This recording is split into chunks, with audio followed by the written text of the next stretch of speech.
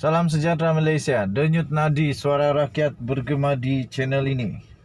Tuan-tuan dan puan-puan yang dihormati sekalian, saya ingin kongsikan satu berita yang amat buruk, amat bikin sakit jiwa, dan pastinya bikin panas kepada Datuk Seri Najib Tun Razak. Datuk Seri Najib Tun Razak pasti semakin bergegar-gegar sekarang, semakin takut sekarang. Memang kali ini Datuk Seri Najib Tun Razak dalam keadaan yang amat bahaya. Tuan-tuan dan puan yang dihormati sekalian, saya fikir Datuk Seri Najib Tun Razak sekarang memang hampir selesai, hampir tak ada harapan, hampir menangis. Tapi saya tetap harus puji kepada penyokong-penyokong tegar Datuk Seri Najib Tun Razak yang tak pernah berganjak mempercayai bahawa Najib Razak hanya difitnah. Tapi ini makcik-makcik, pakcik-pakcik sekalian, saya nak beritahu kamu satu perkara yang pasti kamu akan terkejut. Majlis Peguam di Malaysia turut tidak setuju bahawa Najib Razak perlu dibantu. Kenapa agaknya? Saya fikir kerana mereka pun tahu bahawa Najib Razak tak ada harapan. Saya punya pendapat lah. Saya rasa diorang buat begitu kerana mereka tahu bahawa Najib Razak memang ada something wrong somewhere. Majlis Peguam membantah permohonan Peguam Diraja untuk mewakili Najib Razak.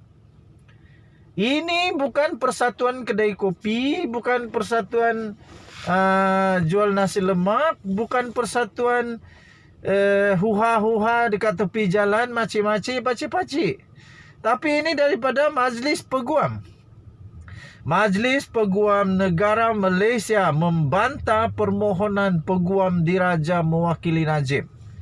Habislah kau Najib Razak. Memang 21,659 peguam seluruh Malaysia berpengalaman di Malaysia boleh dipilih oleh Datuk Seri Najib Tun Razak bagi mewakilinya dalam rayuan terakhir bagi Perdana Menteri itu dalam kes yang berkaitan dengan penyelewengan 42 juta dana SRC International Sdn Bhd, kata Majlis Peguam Malaysia. Ada 21,659 peguam yang boleh Najib pilih. Tapi kenapa Najib nak minta bantuan juga daripada Peguam Diraja? Saya fikir peguam-peguam di negara Malaysia rasa insulted, rasa dihina, rasa dipandang rendah, rasa sangat-sangat diperkecilkan oleh Shafie Abdullah. Apabila Shafie Abdullah kata Peguam Diraja UK itu ada pengalaman yang peguam-peguam lain tak ada di Malaysia. Sampai hati kau cakap macam tu, Shafie Abdullah. Peguam-peguam di Malaysia bagus-bagus apa? Hebat-hebat. Ada 21,659 peguam. Takkan semuanya teruk macam Shafie Abdullah pula. Ini satu yang sukar diterima oleh peguam-peguam di negara Malaysia, sehingga Majlis Peguam Malaysia membantah melalui setiausaha Majlis Peguam Malaysia iaitu BNN Raj dalam afidavit yang telah difailkan semalam berkata, Peguam Najib pada ketika ini iaitu Tan Sri Muhammad Shafie Abdullah juga memiliki lebih banyak pengalaman dan lebih layak berbanding Jonathan Laidlaw. Betul itu. Jonathan Laidlaw mungkin dia hebat di tempat dia, tapi dia tak ada pengalaman di Malaysia. Kenapa Shafie Abdullah merendahkan dirinya sendiri sampai dia kata tidak ada di Malaysia, termasuk dirinya tidak ada di Malaysia yang dapat menandingi Jonathan Laidlaw. Dan menurut Majlis Peguam Malaysia, Tan Sri Shafie Abdullah memiliki lebih banyak pengalaman daripada Jonathan Laidlaw. Jangan-jangan ini memang betul hanya untuk memanjang-manjangkan saja lagi. Mungkin, tak tahu.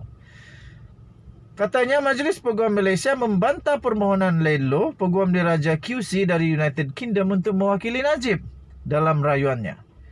Anan berkata Muhammad Syafi'i sendiri memiliki pengetahuan dan pengalaman luas, kerana dia pernah berhujah dalam banyak kes yang membabitkan peruntukan undang-undang jenayah dan pertuduhan yang berkaitan dengan rayuan akhir ahli Parlimen Pekan itu. Kata Majlis Peguam Negara itu, berdasarkan kenyataan Muhammad Syafi'i serta pasukan pembelaan telah terlibat dalam kes itu dan sudah biasa dengan pertuduhan serta peruntukan berkanun yang terlibat sejak dari permulaan.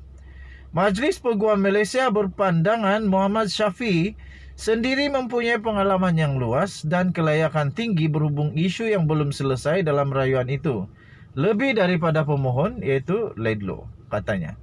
Anan berkata, hanya pada tahun-tahun awal selepas Malaysia mencapai kemerdekaan daripada UK pada 1957 apabila terdapat bilangan peguam terhad yang memerlukan bantuan daripada QC dan pakar asing. Hari ini pada tahun 2022 tuan-tuan dan puan-puan, yakni 65 tahun selepas merdeka, Majlis Peguam Malaysia telah berkembang dengan hebat. Secara kuantitatif dan kualitatif, kami mempunyai sebanyak 21,659 peguam bela dan peguam cara yang memiliki sijil tahunan dan amalan yang sah pada 27 Jun 2022. Katanya lagi ada ramai peguam bela dan peguam cara yang mempunyai kepakaran dan berpengalaman dalam bidang litigasi pembelaan jenayah sehingga peringkat rayuan tertinggi. Penelitian terhadap kelayakan dan pengalaman pemohon iaitu Laidlaw seperti yang telah dinyatakan di dalam afidavit itu oleh Muhammad Syafi'i menunjukkan beliau adalah QC terkemuka di UK dan mempunyai pengalaman yang pelbagai dan luas dalam pelbagai bidang kuasa. Beliau bagaimanapun tidak mempunyai kelayakan atau pengalaman khas dalam sistem perundangan Malaysia, sistem jenayah Malaysia dalam perundangan lain yang berkaitan yang diperlukan untuk rayuan, katanya. Anan berkata perkara inilah yang sebenarnya terdapat dalam kalangan peguam bela dan peguam cara peguam jenayah terkemuka di Malaysia. Beliau seterusnya menambah, Laidlaw tidak menunjukkan beliau biasa dengan status, amalan dan prosedur tempatan Malaysia yang sedang berkembang serta sistem perundangannya 65 tahun selepas merdeka. Permohonan untuk mendapatkan hikmat QC akan didengar di Mahkamah Tinggi di sini pada 6 Julai di hadapan Hakim Ahmad Kamal Mad Syahid. Pada 25 Januari, firma Guaman Tuan Syafi'i & Co. menyerahkan surat kepada Sekretariat Ketua Hakim Negara iaitu Tun Tengku Maimun Tuan Mat mengenai hasrat Najib untuk melantik QC bagi membantu beliau dalam isu rumit dan persoalan undang-undang dalam rayuan kes SRC di Mahkamah Persekutuan. Mahkamah Persekutuan menetapkan 10 hari pada Ogos ini untuk mendengar rayuan Najib terhadap sabitan dan hukuman penjara atas kesalahan penyelewengan dana syarikat itu.